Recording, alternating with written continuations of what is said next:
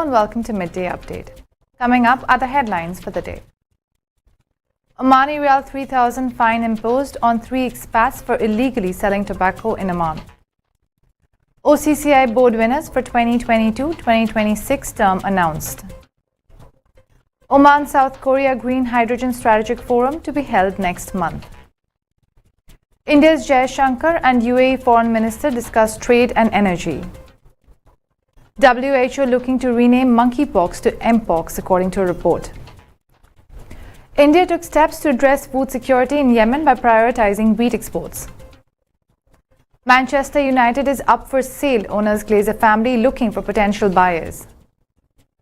Saudi Arabia boss Renault calls for calm after Argentina upset. Those are the headlines. Now for the local stories for the day. An administrative fine of Omani Riyal 3,000 was imposed on 3 expats for selling non-smoking chewing tobacco in the Wilayat of Barka, South Al-Batana Governorate. The Consumer Protection Department in South Al-Batana Governorate in Barka, represented by the Inspection and Market Control Department in cooperation with the Joint Team for Non-Smoke Tobacco Control, managed to arrest 3 expatriate workers.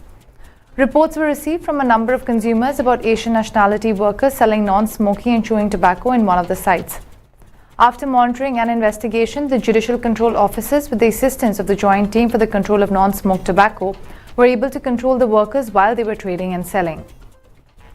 1,021 bags were seized in their possession, where 466 bags of Afzal tobacco and 275 bags of banned spice were seized, in addition to 280 types of prohibited cigarettes.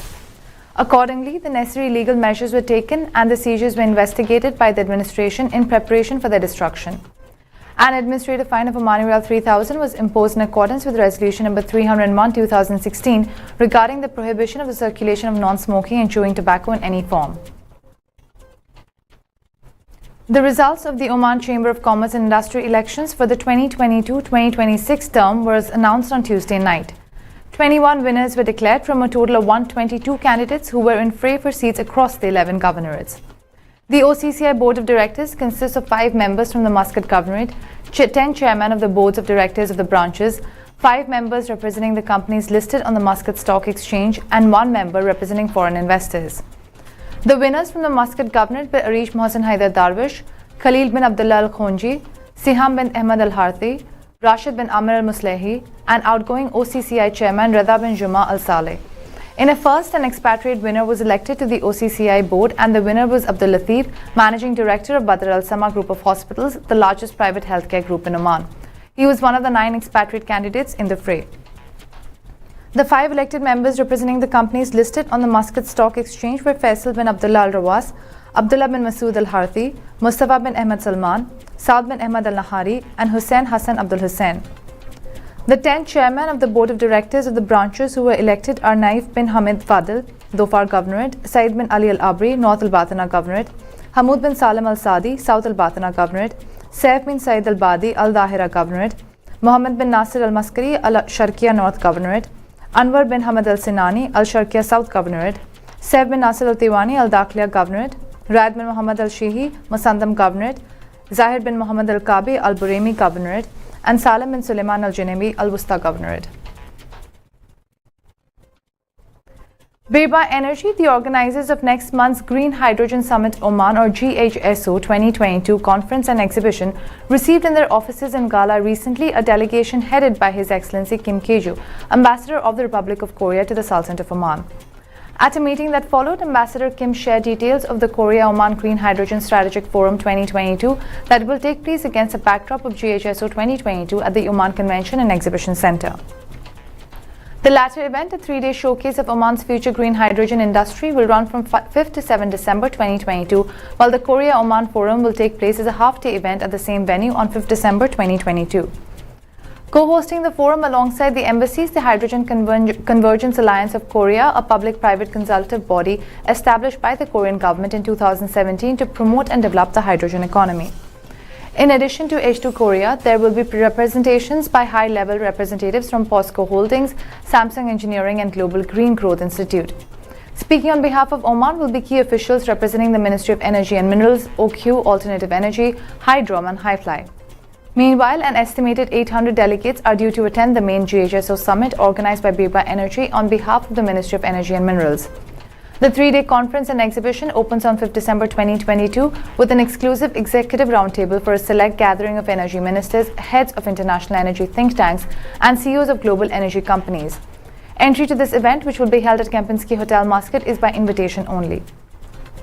The main summit proceedings, featuring a series of conference and technical sessions, will begin at Oman Convention and Exhibition Center on 6 December 2022 and last for 2 days. Those are the local stories. We'll take a short break and we'll be back with international news. Stay tuned.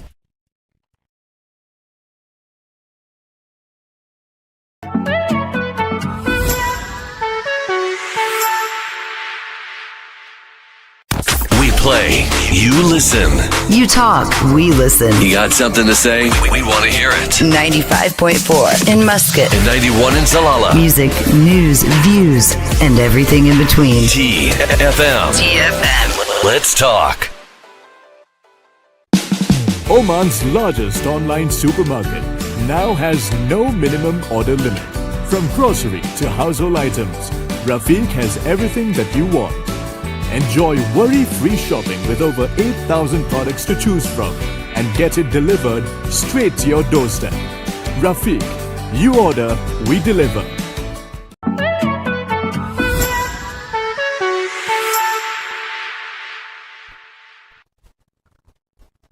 Welcome back to Midday Update. Now for the international stories. External Affairs Minister S. Jaishankar on Tuesday met United Arab Emirates Foreign Minister Sheikh Abdullah bin Zayed Al Nahyan and held discussions on trade, defense, energy and startups. They also exchanged views on the global situation. The UAE Foreign Minister, who is ongoing a 2-day visit to India, came along with a high-level delegation, and in the meeting, he and Jaishankar reviewed the continuous progress in bilateral relations across different domains since the 14th Joint Commission meeting held by them in September 2022, according to the statement released by Ministry of External Affairs. They also appreciated the progress in bilateral relationship, especially in trade, investment, consular matters, education and food security. During the meeting, both ministers noted that bilateral trade has shown appreciable growth under the Comprehensive Economic Partnership Agreement, which was signed in February this year and came into force in May. India's export to UAE between April to September 2022 were about $16 billion, which was an increase of 24% year to year, while India's imports increased 38% to reach $28.4 billion in the same time period. Both sides have also taken forward their discussions on other areas of cooperation, including energy, healthcare, defense, space, climate change, skills, fintech and startups. CIM and ADIA chairman held a successful meeting of the high-level task force on investments in October 2022, in which the entire range of trade investment cooperation was discussed. Both ministers also exchanged views on the global situation and various regional hotspots, as well as the cooperation between the two countries in UN Security Council. The World Health Organization is looking to rename monkeypox to Mpox to destigmatize the virus, according to a US newspaper report. The decision follows growing pressure from Biden officials who privately asked WHO to change the name, sources reported. The report said that this decision could be announced on Wednesday. Citing people with knowledge of the matter, sources said that Washington is worried that the virus's name was deepening stigma and affecting the vaccination campaign in the country. Since early May 2022, cases of monkeypox have been reported in countries where the disease is not endemic and continue to be reported in several endemic countries. The US has recorded nearly 30,000 infections according to Centers for Disease Control and Prevention data. Most confirmed cases with travel history reported travel to countries in Europe and North America rather than West or Central Africa, where the monkeypox virus is endemic, according to WHO. Last month, WHO said that monkeypox continues to meet the international health regulations criteria for a public health emergency of international concern. This follows the third meeting of the IHR Emergency Committee regarding the multi-country outbreak of monkeypox. According to WHO, at the regional level, the risk was assessed as high in the WHO region of the America, declining from high to moderate in the European region, remaining moderate for the WHO regions of Africa, Eastern Mediterranean and Southeast Asia, and remaining low in the Western Pacific region. Highlighting India's humanitarian assistance to Yemen, India's permanent representative to the UN, Ruchira Kamboj, on Tuesday said that New Delhi took steps to address food security in Yemen by prioritizing wheat exports. Speaking at a United Nations Security Council meeting on Yemen, she said, India has also taken steps to address food security in Yemen by prioritizing wheat exports to the country.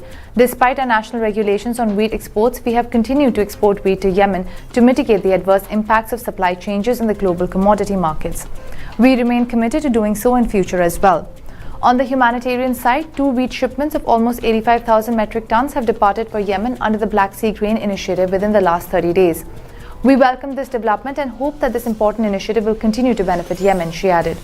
She urged Yemen to embrace the path towards peace by shedding the military approach and by extending and expanding the troops into a comprehensive nationwide ceasefire. She further emphasized that the focus should be on cooperative and confidence-building measures to alleviate the lives of the Yemeni people by starting an inclusive political dialogue to end the conflict. The Indian envoy called upon all parties to engage constructively with the special envoy in his efforts to renew the truth and seek a political solution to the conflict. Those are the international stories. We'll take a short break and we'll be back with sports news. Stay tuned.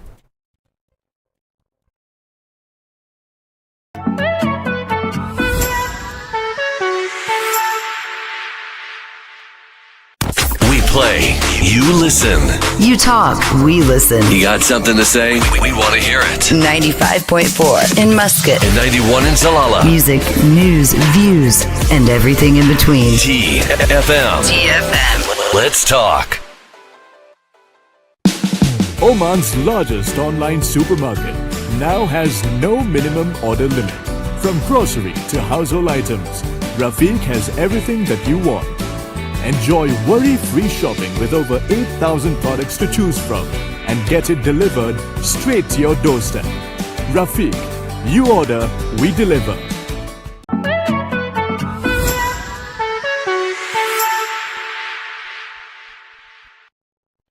Welcome back to Midday Update. Now for the sports news. The Glazer family, the American owners of the English football club Manchester United, are open to the option of selling the club.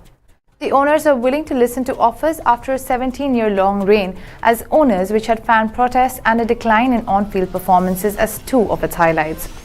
The prestigious club, valued at around £5 billion if sold, is expected to be purchased by US investors as per sources.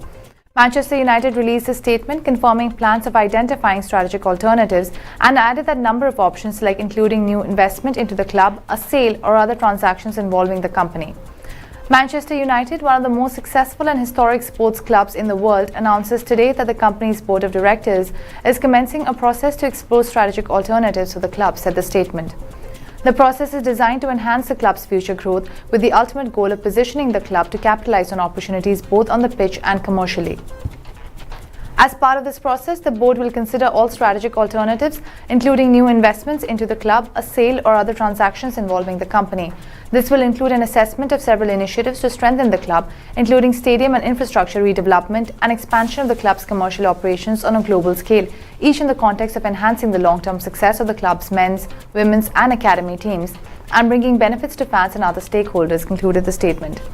The Rain Group, which facilitated the sale of the football club Chelsea over the summer, acts as United's exclusive financial advisor, while for Glazer family shareholders, Rothschild & Company play the same role.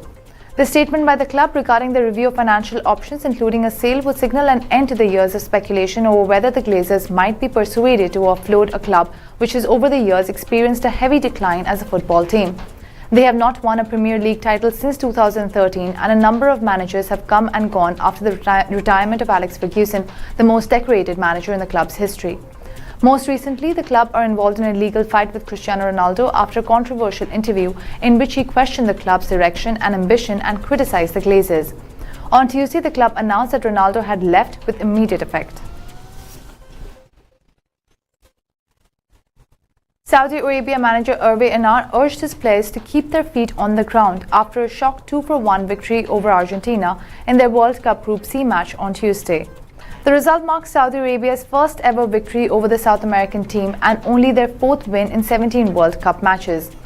We made history and it will last forever, but we also need to concentrate on our next 2 games, the 50-year-old Frenchman said in the post-match press conference. Our celebrations in the dressing room lasted only 20 minutes or less. We have 2 more games and we have to concentrate on those. The players have worked very hard and always maintained good team spirit, never complaining.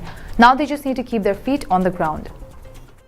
Saudi Arabia will meet Poland in their next match on Saturday before facing Mexico 4 days later. Both opponents might have penciled in their duel with Renaud's men as victory, but what might have changed after seeing how they dismantled the reigning South American champions? Saudi Arabia can now entertain the prospect of reaching the knockout stage, a feat they have achieved only once before, with the last 16 finish in the United States 20 years ago. Those are the local, international and sports stories for the day. For more updates, stay tuned and keep watching TTV. You've just heard the live feed from the TTV studios on TFM 95.4. Let's talk.